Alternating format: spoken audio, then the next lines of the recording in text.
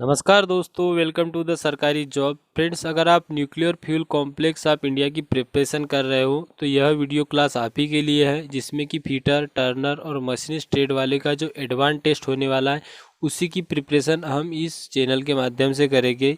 तो आपको अगर वीडियो अच्छा लगता है तो लाइक कर दीजिएगा और साथ ही साथ अपने दोस्तों के साथ शेयर भी कर दीजिएगा।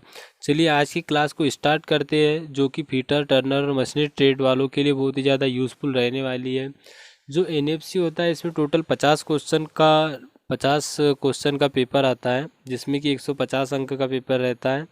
इसमें रैंक जो रहती है वो हाई जाती है। इसका कट ऑफ जो है लगभग लगभग मान लो कि आप 45 से 46 क्वेश्चन अटेम्प्ट करोगे तभी इसका एग्ज़ाम क्लियर हो पाता है। इसमें क्वेश्चन ज़्यादा डीपली नहीं पूछे जाते हैं, लेकिन जो क्वेश्चन होते हैं वो पूरे प्रैक्टिकल बेसिस पे होते हैं। तो चलिए हम उसी प्रकार के क्वेश्चनों को इन क्लासों में डिस्कस करेंगे। तो आगे बढ़ते उससे पहले मैं आपको बता दूं कि अभी तक अगर आपने हमारे चैनल को सब्सक्राइब नहीं किया है तो चैनल को सब्सक्राइब ज़रूर कर दीजिएगा और साथ ही साथ अपने दोस्तों के साथ शेयर भी ज़रूर कर दीजिएगा। फर्स्ट क्वेश्चन है आपका यहाँ पे, क्या पूछा है फर्स्ट क्वेश्चन में कि कार्यशाला में आग बुझाने के लिए किसकी व्यवस्था रखनी चाहिए। क्या पूछा है यहाँ पे, कार्यशाला में आग बुझाने के लिए किसकी व्यवस्था रखनी चाहिए। What arrangement should be made extinguish the first in the workshop. कार्यशाला में आग बुझाने के लिए किसकी व्यवस्था रखनी चाहिए। ऑप्शन देख लेते हैं। ऑप्शन दिए यहाँ पे, फर्स्ट एक फायर एक्सटिंग्यूशर, सेकेंड ऑप्शन है bucket full of water, C option है यहाँ पे बकेट्स फुल ऑफ सेंड और डी ऑप्शन है ऑल ऑफ दिस। तो इसका जो राइट आंसर हो जाएगा वो हो जाएगा ऑल ऑफ दिस। इन सभी की व्यवस्था होनी चाहिए कार्यशाला में आग को बुझाने के लिए, आग को काबू करने के लिए। दोस्तों, आप सभी जानते हो कि सेफ्टी चैप्टर से मुख्यतः दो प्रकार के क्वेश्चन अधिकतर पूछे जाते हैं। एक तो एक्सटिंग्यूशर से रिलेटेड और दूसरा होता है आग से रिलेटेड।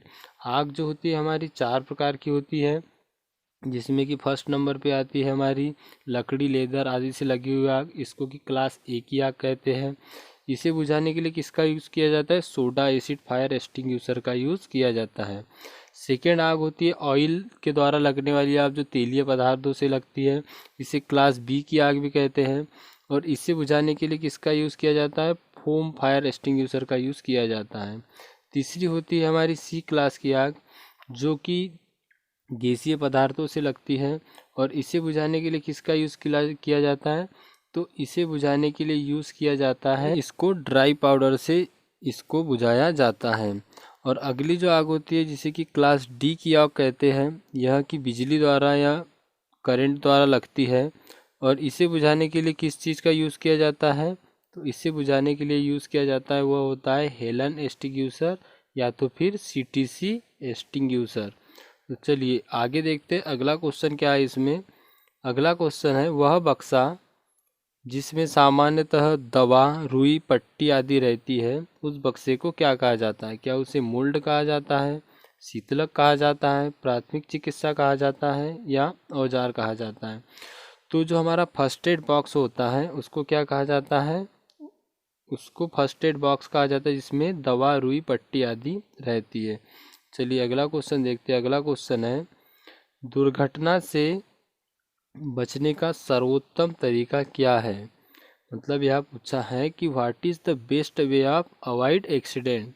ऑप्शन देख लेते हैं इसमें। फर्स्ट ऑप्शन दिया है यहाँ पर, observing safety rules related to job, machine and work place. Job, machine एवं कार्य के स्थान से संबंधित सुरक्षा नियमों का पालन करना चाहिए।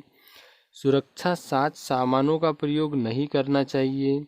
किसी अपने तरीके से कार्य करना चाहिए और लास्ट में जल्दबाजी से कार्य करना चाहिए। तो इसका जो राइट आंसर हो जाएगा वो क्या हो जाएगा, ऑप्शन नंबर ए, कि जॉब, मशीन एवं कार्य के स्थान से संबंधित सुरक्षा नियमों का पालन करना चाहिए। यह कार्य करने का उचित तरीका होता है। अगला क्वेश्चन देख लेते हैं।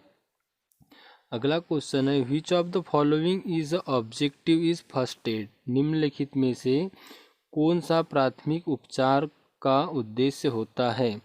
ऑप्शन दिए इसमें, जीवन का संरक्षण करना, सेकेंड ऑप्शन है आगे होने वाले नुकसान को रोकना, सी ऑप्शन है स्वास्थ्य लाभ को बढ़ावा देना और डी ऑप्शन है ऑल ऑफ दिस, यानी कि ये सभी।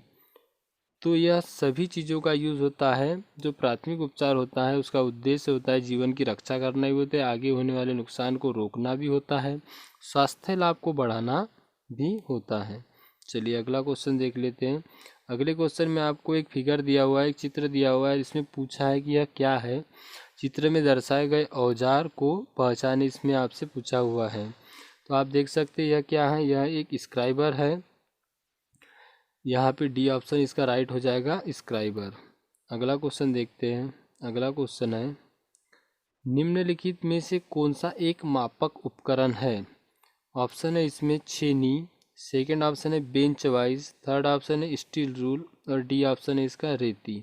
तो आप सभी जानते हो जो हमारी फाइल होती है, सॉरी जो रेती होती है वह एक मापक यंत्र है। बाकी छीनी कौन सा हमारा टूल है, यह कटिंग टूल है। बेंच वाइज क्या है, यह एक वाइज होता है। और फाइल क्या है, यह भी एक कटिंग टूल है।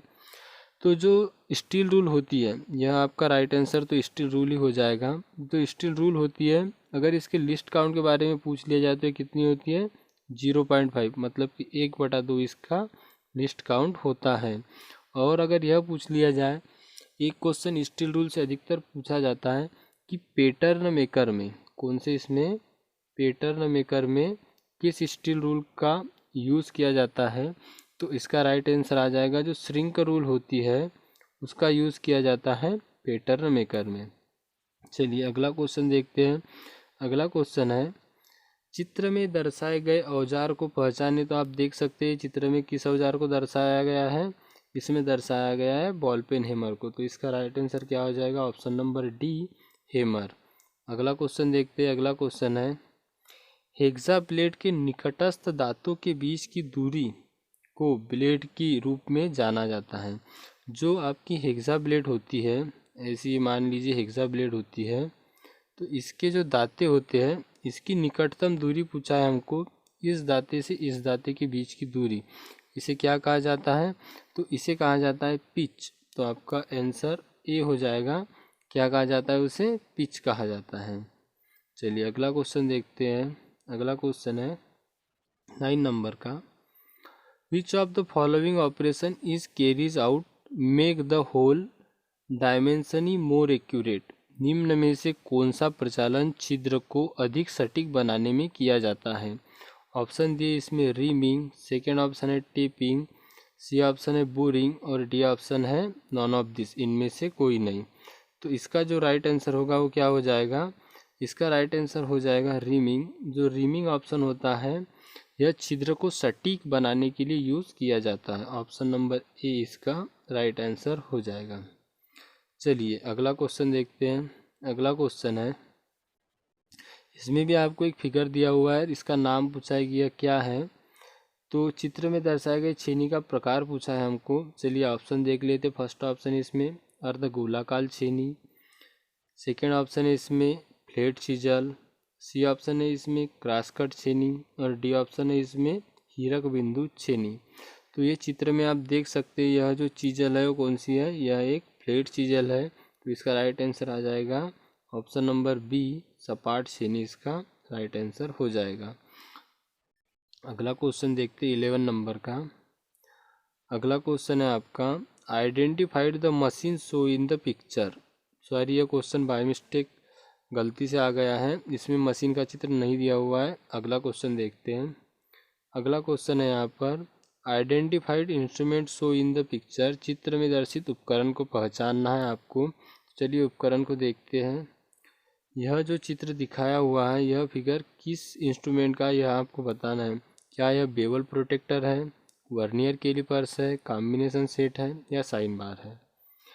तो जो इस चित्र में जो दिखाया हुआ है वह क्या है, यह है combination set. Option number C इसका राइट आंसर हो जाएगा।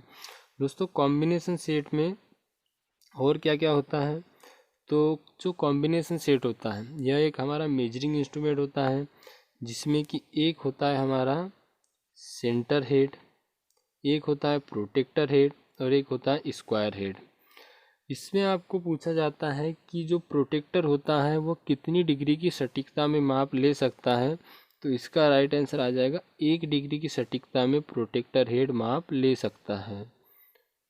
और अगर यह पूछा जाए तो स्क्वायर हेड का क्या कार्य होता है, तो जो गोल जो आपका केंद्र जब निकालना होता है वहाँ पर स्क्वायर हेड का यूज़ किया जाता है।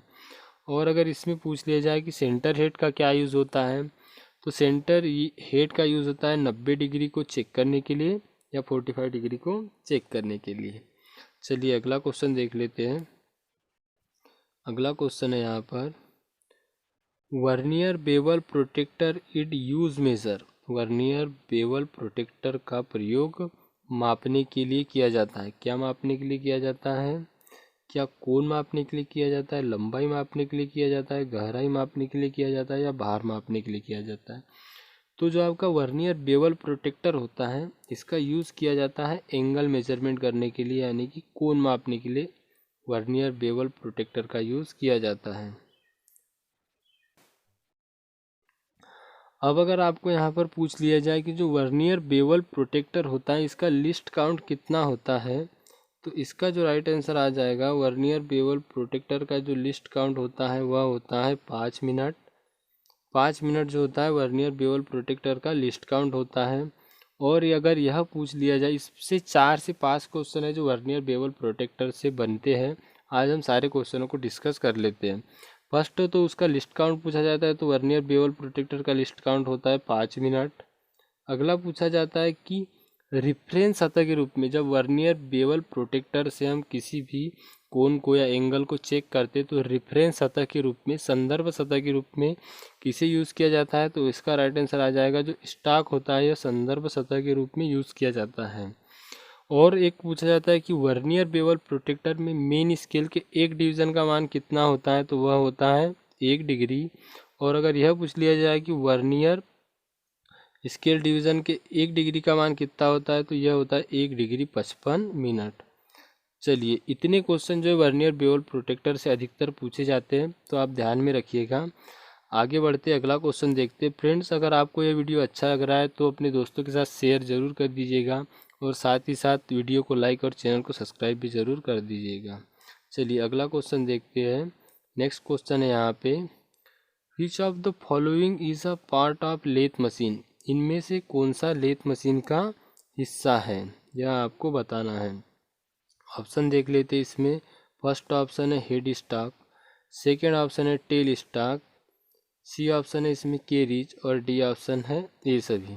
तो इसका जो राइट आंसर हो जाएगा, यह सिंपल क्वेश्चन है, यह सभी जो है यह एक लेथ मशीन के मुख्य पार्ट होते हैं।